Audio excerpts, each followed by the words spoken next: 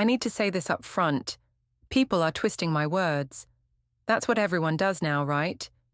You say one thing, one honest thing, and suddenly you're the villain. Suddenly you're the monster who ruined everything. But nobody wants to hear the full story.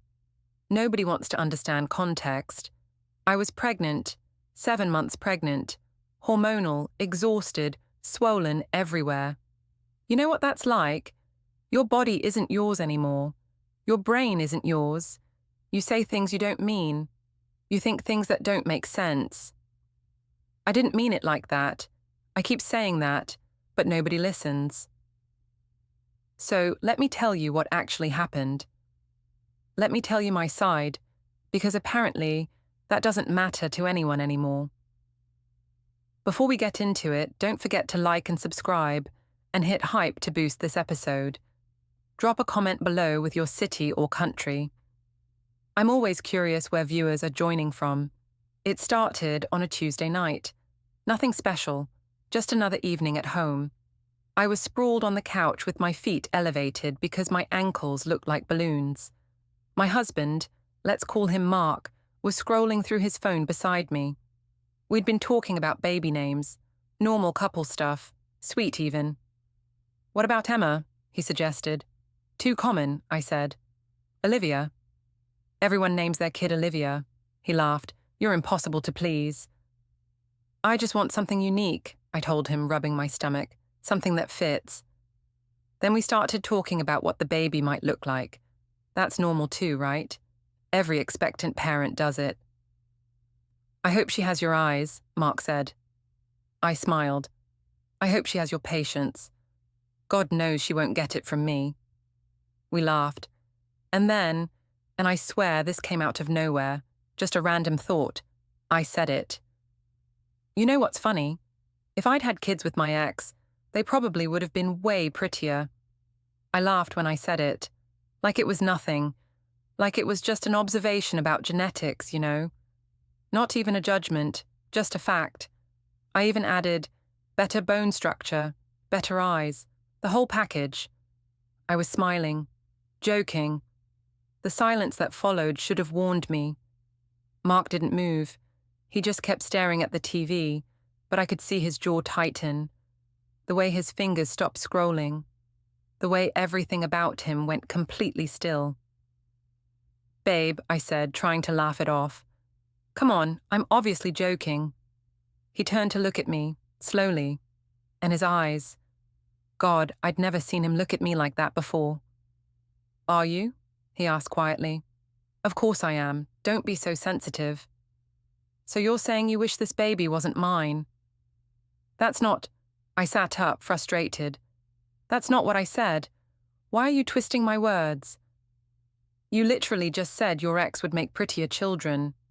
I said if. It's hypothetical. It doesn't mean anything. He stood up, walked to the kitchen, didn't say another word. I sat there, hand on my stomach, feeling the baby kick, thinking he was overreacting, being dramatic, making a big deal out of nothing. I mean, come on, it was just a comment. Here's what people don't understand. I was being honest. Everyone thinks about this stuff. Everyone compares. Everyone wonders about the road not taken. But I'm the bad guy for actually saying it out loud. And yes, okay, I'll admit, my ex was objectively attractive. Like, model-level attractive.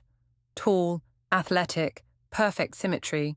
The kind of guy who turned heads everywhere we went. Mark is different. He's good-looking in a normal way. Kind face, warm smile. Not ugly at all, just regular. Is it wrong to acknowledge reality? I wasn't saying I didn't love Mark. I wasn't saying I wanted my ex back. I was just stating a biological fact about genetics. But nobody wants to hear that explanation. After that night, Mark changed. Not in an obvious way. Not in a way I could point to and say, "See? He's angry." He was calm, polite, helpful even. He made breakfast every morning, asked about my doctor appointments, brought me water when I was thirsty, rubbed my feet when they ached. "See? I told my friend Rachel on the phone. He's over it. He realized I didn't mean anything by it. Rachel made a weird noise. Are you sure? Positive, he's being so sweet. What I didn't realize, what I couldn't see, was that his sweetness had no warmth in it. His kindness had no affection. He was going through the motions like a stranger performing a duty. I thought everything was fine. I was so wrong. It happened 3 weeks later. I came home from a prenatal yoga class. Yes, I was trying to take care of myself, thank you very much, and immediately noticed something was off. The apartment felt different, emptier. I walked into our bedroom. His side of the closet was half empty.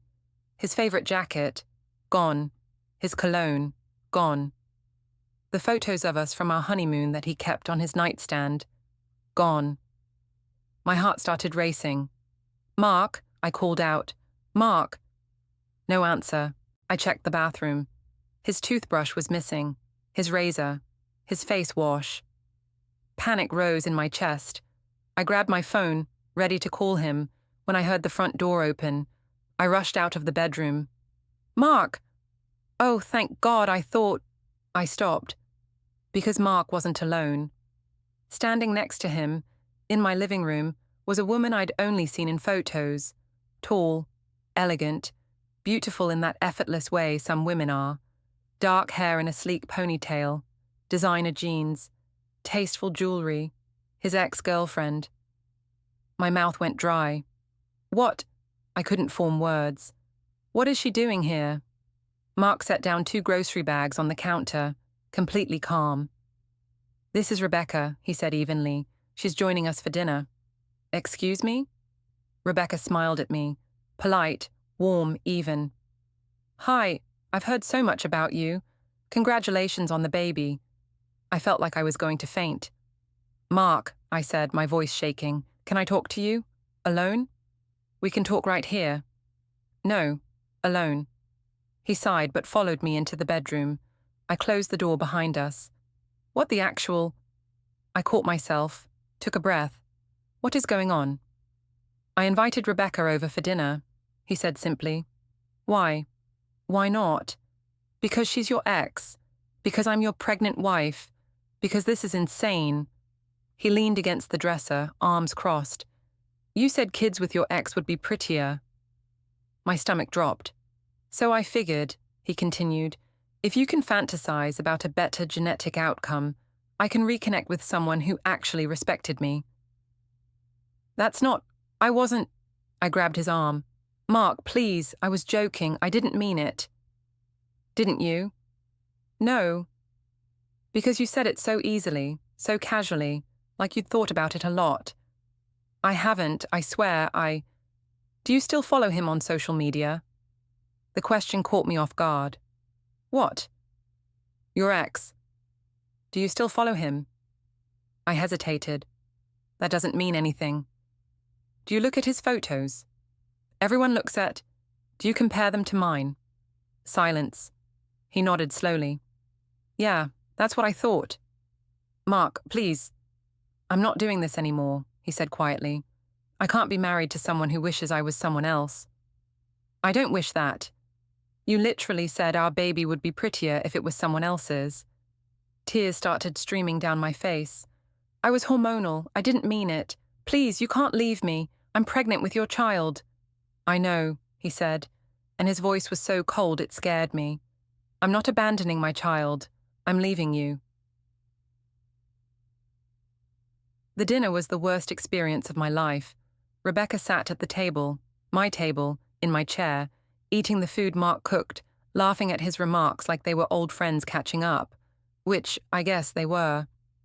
I stood in the hallway, one hand on my swollen stomach, watching my husband smile at another woman, a woman who looked at him with genuine admiration, who didn't compare him to anyone, who didn't make him feel like second choice. He didn't look at me once. Not once. At some point I tried to join them, sat down at the table. So, Rebecca said kindly, when are you due? 2 months, I whispered. That's exciting. Do you know if it's a boy or girl? Girl. Beautiful. Mark will be a wonderful father. The way she said it, like she knew him better than I did, made me want to scream. Mark served dessert, chocolate cake, my favorite. He gave Rebecca a piece. He didn't offer me any. I went back to the bedroom and cried until I thought I might throw up. After Rebecca left, Mark started packing. Not his things this time. Mine. I watched from the doorway as he methodically folded my clothes, placed them in suitcases, gathered my toiletries. "What are you doing?" I asked, though I knew. "You should stay somewhere else for a while. This is my home. I'm paying the rent," he said without looking up. "And I need space to think." "Mark, please." "I've contacted a lawyer," he interrupted. "We're separating. I'll fulfill all my financial obligations for the baby. Child support, medical expenses, everything. But I can't stay married to you. Because of one comment." He finally looked at me. It wasn't one comment. It was the truth slipping out. "No, you've been comparing me to him since we started dating, haven't you?" I opened my mouth to deny it, but nothing came out. Because deep down, in the most honest part of myself, I knew he was right. I had compared them. I had wondered. I had mentally calculated which genetic combination would produce the most attractive offspring. And maybe, a small part of me had settled for Mark because he was safe, because he was kind, because he loved me unconditionally, not because I loved him the same way. Mark zipped up the last suitcase. "You should go stay with your parents," he said, "or Rachel, whoever will take you." "What about the baby?" "I'll be there for every appointment you want me at, every ultrasound, the birth, all of it, but as the father of my child, not as your husband." He handed me the suitcase. "I won't raise a child with someone who wishes she was raising it with another man." I'm staying at Rachel's now. She's been supportive, I guess, brings me tea, rubs my back when the baby kicks too hard, listens to me cry, but even she doesn't fully understand. "Maybe you should apologize," she suggested yesterday. I did apologize, 100 times. "Did you mean it?" I didn't answer. Because here's the thing nobody gets. I didn't think it was that big of a deal. I still don't, really. Yes, I said something thoughtless. Yes, it hurt his feelings. But people say thoughtless things all the time, especially when they're pregnant and exhausted and not thinking straight. Why does this one comment have to define everything? Why does it have to cost me my marriage? My phone buzzes. It's Mark, confirming tomorrow's ultrasound appointment. Professional, distant, like I'm a coworker, not the mother of his child. I place my hand on my stomach and feel her moving inside me. Our daughter, who will grow up with divorced parents because I couldn't keep one thought to myself. I didn't mean it the way it sounded. I was just being honest about genetics, about biology, about reality. Is honesty really such a terrible crime? The ultrasound appointment is awkward. Mark shows up on time, sits in the waiting room reading a magazine, barely looks at me. When they call my name, he follows silently. The technician spreads the cold gel on my stomach and moves the wand around.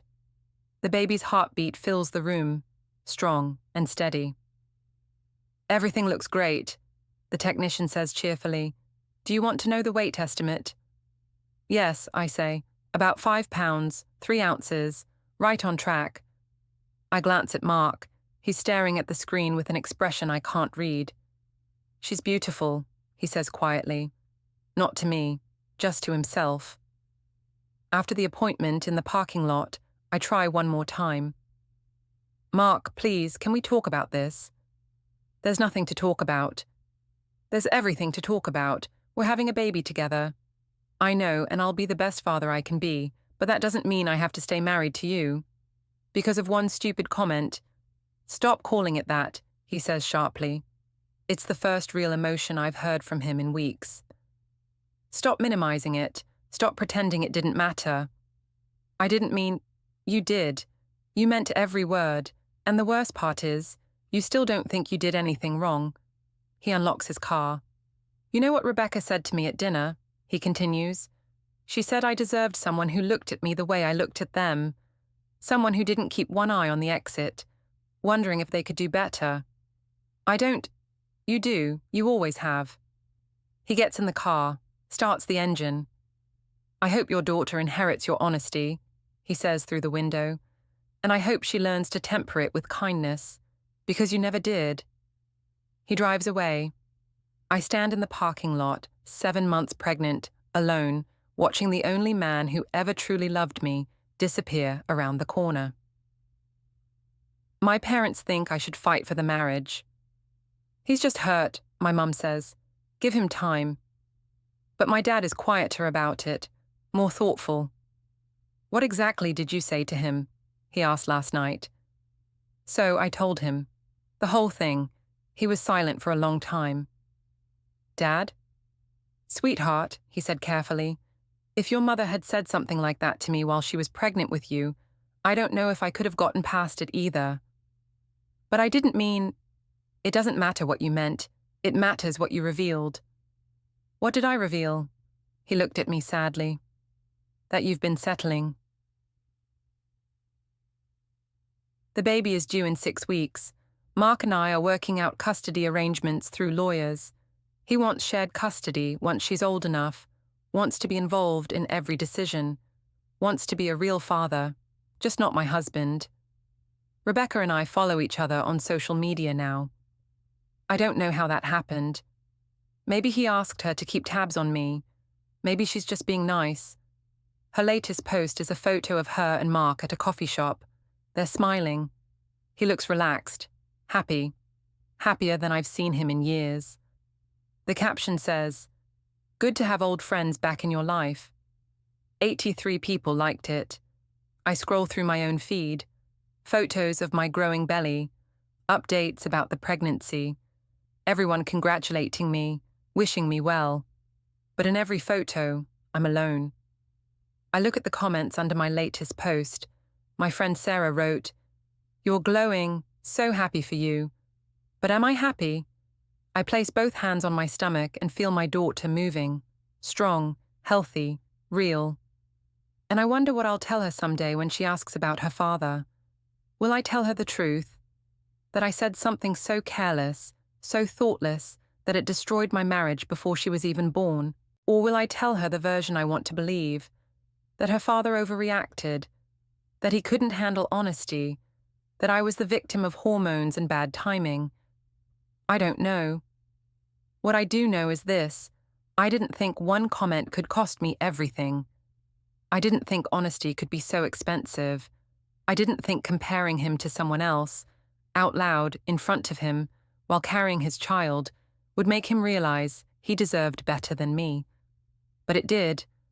And now I'm here, 7 months pregnant, living in my friend's guest room, co-parenting with a man who can barely look at me. All because I told the truth, or at least, the truth as I saw it. Sometimes late at night, when the baby kicks and I can't sleep, I replay that moment over and over. What if I hadn't said it? What if I'd just kept that thought to myself? What if I'd realized that some truths, even if they feel real to you, should never be spoken out loud? But I did say it, and I can't take it back. Rachel asks me if I regret it. I tell her yes, of course I regret it. But she looks at me like she doesn't quite believe me. Do you regret saying it? She asks. Or do you regret that he heard it? I don't answer, because deep down, I'm not sure I know the difference. The divorce papers arrive on a Thursday. I sit on Rachel's couch, reading through the custody agreement, the financial arrangements, the dissolution of our marriage. Everything is fair, generous even. Mark isn't trying to punish me, he's just trying to move on. I sign the papers with shaking hands. My daughter kicks hard, right under my ribs, like she's protesting. "I know, baby girl," I whisper. "I know." I mail the papers back that afternoon. 3 days later, I see a photo on Rebecca's social media. She's holding up a key, smiling. The caption says, "New beginnings." I recognize the keychain. It's from our apartment. Mark gave her a key to what used to be our home. I close the app and put my phone face down. I tell myself I don't care. I tell myself I'm better off without him. I tell myself he was too sensitive anyway. But late that night, when I'm alone in the dark with my hand on my stomach, I admit the truth to the daughter I haven't met yet. "I ruined it," I whisper. "I ruined everything." And for the first time since this all started, I mean it. People keep asking me if I've reached out to my ex, like that's the logical next step, like maybe he'd want to be involved now. I haven't, because as much as I said those words, as much as I thought them, I know the truth. My ex wouldn't have stayed either. He left me once already because I wasn't ambitious enough, because I didn't fit into his perfect life plan, because I was never quite enough for him. Mark was the one who thought I was enough, who thought I was more than enough, until I told him I didn't feel the same way. The baby shower is small. Just Rachel, my mum, a few friends from work. Everyone brings gifts, tiny clothes, stuffed animals, advice I didn't ask for. Mark doesn't come. I didn't expect him to, but he sent a package. A beautiful wooden rocking chair with a note. "For our daughter, see you soon." I cry when I open it, not because of the gift, but because even now, even after everything, he's still thinking about what our daughter needs. He's still going to be a good father, just not to me. I'm in labor when I finally understand what I lost. Mark is there. He came as soon as I called, holding my hand through contractions, timing them, reminding me to breathe. He looks exhausted and concerned and completely focused on me. And I realize this is what love looks like. Not the butterflies I felt with my ex. Not the excitement of someone who made me feel special because other people found him attractive. This, someone who shows up when it matters, someone who stays even when it's hard, someone I took completely for granted. Between contractions, I tried to tell him, "Mark, I'm so sorry." "Save your energy," he says gently. "We'll talk later." But we both know we won't. There's nothing left to say. Our daughter is born at 6:47 a.m., 6 pounds, 2 ounces, dark hair, tiny fingers, perfect. The nurse places her in my arms and I fall in love instantly. Mark leans over to look at her, and his face transforms. Pure joy, pure wonder. "She's incredible," he whispers. "She has your nose," I say. He looks at me, really looks at me. "Good," he says simply. And I know what he means. He's not interested in whose features she has. He's not comparing her to some hypothetical child I might have had with someone else. He's just glad she's here, glad she's healthy, glad she's his. The way I should have felt about him all along. At Mark stays for 3 hours after the birth. He holds our daughter, talks to her softly, takes 1,000 photos. Then he kisses her forehead and hands her back to me. "I'll be back tomorrow," he says. "Get some rest." "Mark, you did amazing," he says. "She's lucky to have you as her mum." Then he leaves, and I'm alone with our daughter, thinking about everything I wanted to say and didn't. "I'm sorry, I was wrong. I took you for granted. I compared you to someone who never loved me the way you did. I thought genetics mattered more than character. I thought beauty mattered more than kindness. I was so stupid. But it's too late now. The words don't matter anymore." 6 weeks later, I'm sitting in my new apartment, a small one-bedroom that Mark helped me find and pay the deposit for, feeding my daughter at 3 a.m. She looks up at me with dark eyes, Mark's eyes. "You want to know something?" I whisper to her. "Your dad is the best man I've ever known, and I didn't realize it until I lost him." She makes a small sound, not quite a coo, not quite a cry. "One day you'll understand," I tell her. "One day when you're older, I'll tell you about how I messed everything up, and maybe you'll learn from my mistakes." My phone buzzes. It's Mark. How's she sleeping? Me. Not much, but she's okay. Mark. You need anything? Me. No. We're fine. Mark. Okay. Good night. Me. Good night. I stare at the conversation. Professional. Polite. Empty. This is my life now. Co-parenting with a man who used to love me. Who used to think I was beautiful. Who used to look at me like I was everything. Before I told him I wished I'd had children with someone else. I see Rebecca sometimes when I drop off the baby at Mark's place. She's always pleasant, always friendly. Never mentioned what happened. I don't know if they're together. I don't ask. It's none of my business anymore. But I notice things. The way she looks at him. The way he smiles at her. The way she holds my daughter like she's comfortable with children. Like maybe she'll be part of her life someday. I should hate her. But I don't. Because she didn't do anything wrong. I did. My therapist asks me what I learned from all this. I tell her that some thoughts should stay thoughts. She nods. What else? That words have consequences. And, I think for a long time, that I didn't value what I had until it was gone. She writes something down. Do you think you can forgive yourself? She asks. I don't know, I answer honestly. I don't know if I should. She leans forward slightly. Why not? Because I still think about it. About my ex. About genetics. About whether my daughter would have been different with someone else.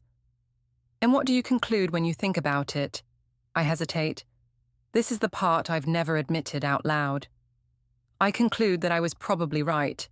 About the genetics. About the looks. But I also conclude that it doesn't matter. That being right about something doesn't make it okay to say it. Why doesn't it matter? Because Mark loved me, really loved me, and I threw that away for a hypothetical. My therapist sets down her pen. Do you think you're capable of loving someone without comparing them to others? I want to be. That's not what I asked. I stare at my hands. My daughter's toy ring is on my finger. A plastic pink thing she insisted I wear. No, I finally say. I don't think I am. I think it's just who I am. And does that scare you? Terrifies me. Because if I can't change, if I can't stop comparing, then what hope do I have for any relationship? What hope do I have for real happiness? The session ends with no answers, just more questions I don't want to face. My daughter is 6 months old now. She smiles at everyone, laughs at everything, reaches for her father every time he walks in the room.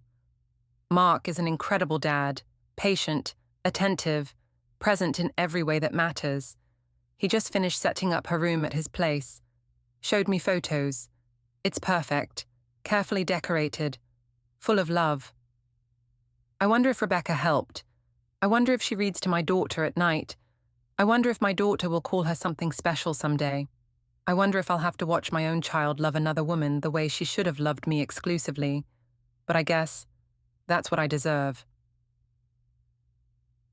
Late one night, I make a mistake. I start scrolling through my ex's social media. The one I compared Mark to. He's married now, has been for 6 months. I see the wedding photos. His wife is stunning, elegant, everything I used to think I wanted to be. They're on their honeymoon in Greece. Photos of sunset dinners, scenic overlooks, her laughing in his arms. I scroll further back. He got engaged a year ago, right around the time I was pregnant, right around the time I destroyed my own marriage by bringing him up. I wonder if he even remembers me. I wonder if he knows what invoking his memory cost me. I wonder if he'd care. Probably not. I keep scrolling. I find a photo from when we were together, 4 years ago. We're at a wedding. He looks perfect in his suit. I'm wearing a red dress, trying too hard. The comments are from our mutual friends. Hottest couple ever. You two are perfect together. When's the wedding? There never was a wedding. He broke up with me 3 months after that photo was taken. said I wasn't ambitious enough, said I didn't challenge him, said he needed someone who matched his energy. I was devastated. Then I met Mark, sweet, stable, dependable Mark, who loved me exactly as I was, who never needed me to be more ambitious or more challenging or more anything, who just wanted me. And I spent our entire relationship wishing he was someone else. I close the app and put my phone down. My daughter stirs in her crib. I go to her, pick her up, hold her close. "I'm so sorry," I whisper into her soft hair. "I'm sorry you got me as a mother. You deserved better. You deserved parents who stayed together, who loved each other enough to make it work." She yawns and snuggles into my shoulder. And I realize she'll never know what it's like to have both her parents in the same house. She'll never know family dinners with both of us. She'll never know what it feels like to be tucked in by her father and kissed goodnight by her mother in the same room. Because I couldn't keep my mouth closed. Because I valued theoretical genetics over real love. Because I'm fundamentally broken in some way I can't seem to fix. People still ask me what happened. Why did your marriage end? I give vague answers. We grew apart. It wasn't working. Sometimes things don't work out. I never tell them the truth, that I said something so careless, so cruel, so fundamentally disrespectful that my husband realized he deserved better. That I compared him to another man while carrying his child. That I revealed what I'd been thinking all along. That I never valued him the way he deserved. I don't tell them because I know what they'd say. They'd say I was honest. That honesty is important. That he should have been able to handle it. But they'd be wrong. Some truths are meant to stay buried. Some thoughts are meant to remain unspoken. Some comparisons are meant to exist only in your own head, never out loud where they can shatter someone's heart. I know that now. I just wish I'd known it then. Last week, Mark asked if I wanted to co-host our daughter's first birthday party. Together, like a united front. I said yes. We're planning it now, coordinating decorations, choosing a cake, making a guest list. It's almost like we're still married, except we're not. Except Rebecca will probably be there. Except every conversation ends with him going home to a life that doesn't include me. Our daughter will blow out her candle surrounded by people who love her. And she'll have 2 homes, 2 bedrooms, 2 sets of everything, because I couldn't keep one thought to myself. Sometimes I look at photos from our wedding, Mark's face when I walked down the aisle, the way he looked at me like I was everything he'd ever wanted, the vows we wrote, the promises we made. I promised to always choose you. I remember saying those words. I just didn't mean them. Not really. Not the way he meant his. My daughter says dada now. She doesn't say mama yet. I pretend it doesn't bother me. But late at night, when she's asleep in her crib and I'm alone with my thoughts, I wonder if she somehow knows, if she senses that I'm the reason her family is broken, if she'll resent me someday when she learns the truth, if she'll look at me the way Mark does now, with disappointment barely concealed behind politeness. I hope not, but I wouldn't blame her if she did. I never did reach out to my ex, not even after everything fell apart, because I finally understood something. He was never the answer. The problem was never choosing the wrong man. The problem was me. My inability to appreciate what I had, my constant comparison, my belief that there was always something better out there. Mark wasn't second choice because he was lacking. He was second choice because I was. And he finally realized it. Here's what I want people to understand. I didn't cheat. I didn't lie. I didn't betray him in any traditional sense. I just said what I was thinking. And that was enough. Because the thought itself was the betrayal. The comparison was the infidelity. The casual cruelty was the deal breaker. I've had months to think about it, to analyze it, to try to understand where it all went wrong. And I keep coming back to the same conclusion. It went wrong the moment I stopped seeing Mark as Mark. The moment I started seeing him as not my ex. The moment I measured his worth against someone else's, instead of appreciating it on its own terms. That was the real problem. Everything else was just the consequence. Our daughter's first birthday party is in 2 weeks. Mark and I met yesterday to finalize the details. Rebecca was there. She and Mark are together now. Officially. He told me last month. Asked if I was okay with our daughter being around her. What was I supposed to say? No? She's good with children. She's kind. She treats my daughter well. She's everything I should have been. During the meeting, I watched them together. The way she touched his arm when she made a point. The way he leaned toward her when she spoke. The way they communicated without words. They fit. The way Mark and I never quite did. Because I was always holding part of myself back. Always wondering. Always comparing. And Rebecca isn't. She looks at him like he's enough. Because to her, he is. I'm dating someone new. His name is Andrew. We met at a parent-baby class. He's nice, attentive, good-looking in a conventional way. But I find myself doing it again. Comparing him to Mark. Wondering if he'd be as good a father, as patient, as kind. And I hate myself for it. I hate that I learned nothing. I hate that even now, even after everything, I can't just accept someone for who they are without measuring them against someone else. My therapist says it's a pattern, a defense mechanism, a way of protecting myself from real intimacy. I say it's just who I am. She says that's not good enough. I'm starting to think she's right. On our third date, Andrew takes me to a nice restaurant. He pulls out my chair, orders wine, asks thoughtful questions about my daughter. He's doing everything right. And all I can think is, Mark would have remembered I don't like Chardonnay. Andrew tells me about his job. He's a marketing executive, makes good money, has ambitions. And I think my ex was in marketing too, but he was better at it. Andrew reaches across the table to hold my hand, and I think his hands aren't as warm as Mark's were. I excuse myself to go to the bathroom and stare at my reflection in the mirror. Stop it, I whisper to myself. Just stop. But I can't. I return to the table and try to be present. Try to focus on Andrew, on this moment, on this perfectly nice man who's interested in me despite my baggage. He asks about my ex-husband. We're good co-parents, I say. Very civil. That's mature of you both. I didn't give him much choice. Andrew looks confused.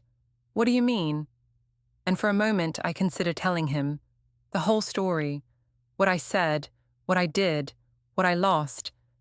But instead I smile and say, long story, maybe another time. We finish dinner. He kisses me goodnight at my car.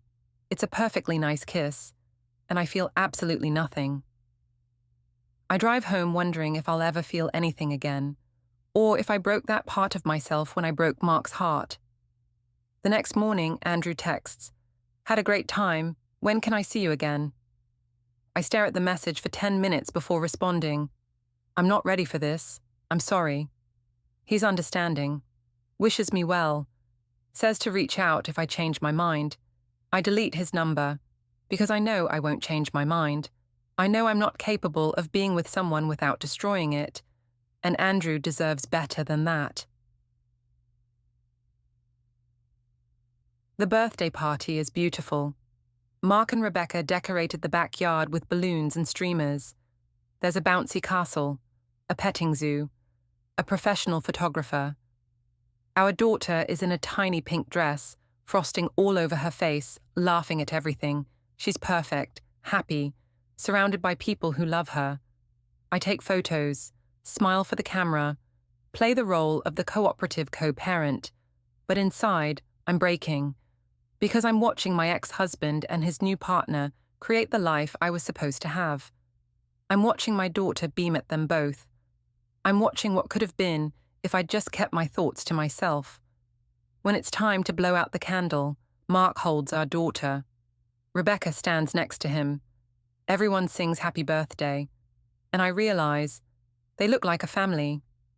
The three of them together. I'm just the woman on the outside, taking photos. My mum pulls me aside during the party. "Are you okay, sweetheart?" "I'm fine." "You don't look fine." I watch Mark lift our daughter high in the air. She squeals with delight. Rebecca steadies them both with a hand on Mark's back. Natural, easy, like they've done this 1,000 times. "I made my choices," I tell my mom. "This is the consequence." "You could try talking to him, explaining." "There's nothing left to explain. He knows exactly who I am. That's why he left." My mum looks sad. "I raised you better than this." "Did you?" I ask, and it comes out harsher than I meant. "Because I don't think you did. I think you raised me to always reach for more, to never settle, to believe I deserved the best." "That's not the same as—" "Isn't it?" I interrupt. "You always told me not to settle." "Well, I didn't, and look where that got me." I walk away before she can respond. Find a quiet corner of the yard. Watch my daughter's party from a distance. Everyone looks so happy. Everyone except me. After the party, after everyone leaves, Mark asks if we can talk. We sit in his backyard while Rebecca cleans up inside. "I want to ask you something," he says. "Okay." "Do you regret it?" I know what he means. "Yes," I say immediately. "Of course I regret it." "But do you regret saying it, or do you regret thinking it?" And there it is, the question I've been avoiding for a year. "I don't know," I admit quietly. "I thought I knew. I thought I regretted all of it. But sometimes I wonder if I'm just sorry I got caught. Sorry you heard it. Sorry there were consequences." He nods slowly. "At least you're honest." "That's what got me into this mess." He almost smiles. "Yeah, it was." We sit in silence for a minute. "For what it's worth," I say, "I see it now. What I had, what I lost, I see it clearly." "I'm glad," he says. "I really am. I hope you find it again, with someone who you don't have to compare to anyone else. And if I don't, then our daughter will still have one parent who knows how to love without conditions." He stands up, extends his hand to help me up. "Thanks for co-hosting," he says. "She had a great day." She did. I walk to my car, drive home to my empty apartment, put my daughter to bed, and sit in the dark, thinking about everything I'll never get back. Here's the truth I finally accepted. I was the villain in my own story. Not because I was honest, but because I was cruel. Not because I had thoughts, but because I valued those thoughts more than the man who loved me. Not because I made one mistake, but because that mistake revealed who I really was. Someone who always thought she could do better. Someone who never appreciated what she had. Someone who destroyed her own happiness because she couldn't stop comparing it to an imaginary alternative. I did this. Not hormones, not bad timing, not miscommunication. Me. And now I get to live with it. Every time I drop my daughter off at Mark's house. Every time I see him smile at Rebecca the way he used to smile at me. Every time I realize what I gave up. This is my consequence. This is what I deserve. And the worst part, I still don't know if I've actually changed, or if I've just gotten better at hiding what I really think. My daughter is asleep in my arms. She has Mark's nose, his eyes, his gentle temperament, and I love her more than I've ever loved anyone. But sometimes I look at her and wonder, what if she'd been someone else's? And then I hate myself for even thinking it, because I learned nothing. I'm still the same person who made that comment a year ago. I just know better than to say it out loud now. That's not growth. That's just self-preservation. And maybe that's all I'm capable of. Maybe some people are just born comparing, born dissatisfied, born unable to appreciate what they have until it's gone. Maybe I'm one of them. And maybe that's why I'll always be alone. Not because Mark left me, but because I never should have been with him in the first place. Not when I was always looking over his shoulder at someone else. Not when I was always wondering what if. Not when I couldn't love him the way he deserved.